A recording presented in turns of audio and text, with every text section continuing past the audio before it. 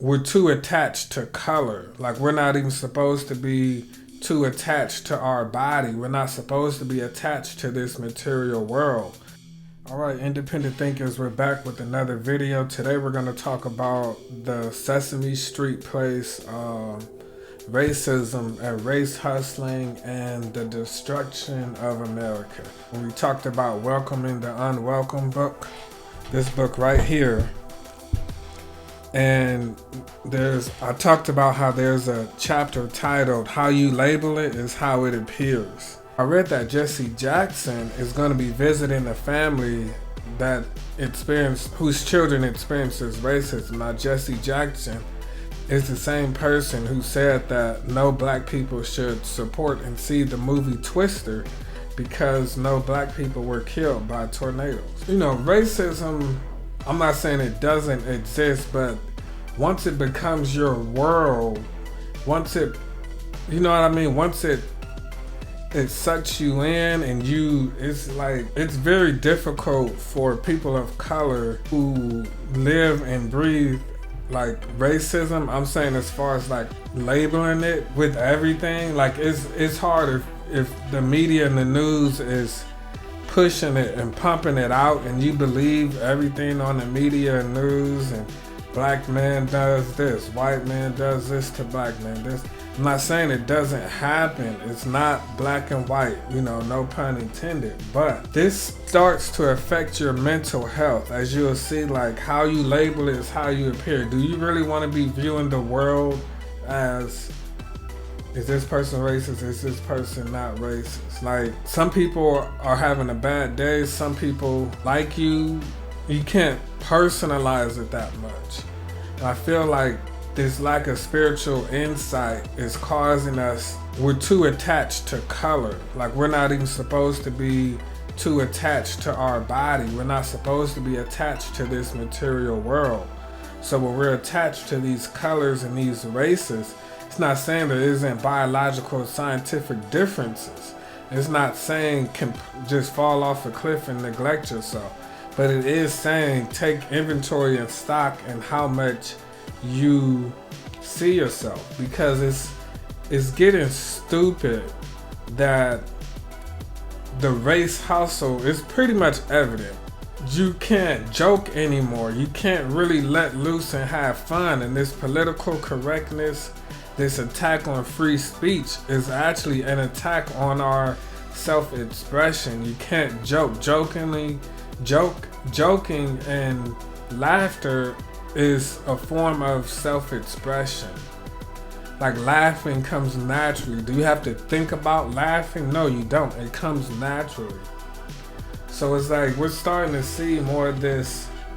Like, you're seeing these corporations and streaming companies pandering to the black voices, and this and this and this month and this and that. The quality of things have deteriorated because people want to be so politically correct. Movies aren't as good as they used to be. You know what I mean? And it's really killing our self-expression. And it's like this race hustle, what are we hustling for? You know what I mean? It's like these problems that really don't exist. And we're making problems that don't exist. And it's like, really, the parents, rather than reacting first, they could have just told their children, this person having a bad day. Or no, they was just joking. When I was young, I went to the Universal Circus. It was a black circus. And my uncle, he called me and a friend, I think we were like maybe 10, 11, or 12. He called us out in front of the circus. He was saying, oh, these kids are being bad. They're acting up in front of the whole circus. I was a little bit embarrassed, but I wasn't traumatized. And the ringmaster, they pointed the big shining light at us. At the circus, the big shining light. And they pointed it at us. The whole, everyone under this big ass tent saw us. And we were teenagers. We could have been traumatized. I could have hated my uncle forever. We didn't. It was slightly embarrassing, and we moved on. People laughed at us, and it was a joke. And this was a black circus. It wasn't a white circus. So it's like, that was an embarrassing moment, somewhat. But we took it in laughter. These things are needed. Shame and embarrassment brings some sort of humbleness to you. It brings some sort of character to you.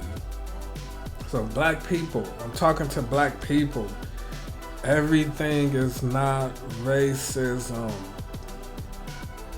It's like people are using it as a means and ends to make money now. I mean, the Jesse Jacksons and stuff, they've been using it, but it's like, you have to see this is riling up people. Like and the independent thinkers, you can't really juice us up, or, you know what I mean? We're not puppets. So if you have to realize, are you being controlled? Are you being, like, look objectively? This is where independent thinking comes in. Am I overreacting? Can I step back? Like, stepping back, self-inventory, observation, detachment. These are all skills. These are muscles in the brain. Independent thinking is not just like a slogan to sound cool. It's really beneficial in life. You know what I mean? Like, think about this. Let's say it wasn't racism as far as the Sesame Street stuff. This family may get millions of dollars, but the children are going to be traumatized. And even, let's say it was racism. You could have just told the children, okay, you know what? They're having a bad day or this and that, and then we go on about it. We're still going to have fun. When you stop everything that you're doing and you are consumed and you make it, you're giving it too much power. You don't know for sure if that was racism or not. You can't even tell who's under that costume. You see what I mean? So it's like, what if it's a black person? They didn't know it then and there. I'm just saying, they didn't know the color of that person. So it's like, that is the point of independent thinking, stepping back, assessing your emotions. Am I overreacting? My children are seeing me overreacting, because there's millions of dollars you're going to get. You made this big deal out of it, and it's going to traumatize your kids because it's all over the world. It's all over the news. And you're forever going to be known as the Sesame Street race hustlers. So let me know what you think. Type in in the comments your embarrassing moments, different things like that. In terms of like being entertained and going somewhere in public, a carnival or something like that. Like, that's what clowns do. They joke with people. This is ridiculous. This is ridiculous. The people that really experience racism, like our ancestors, our great-grandfathers, our grandfathers.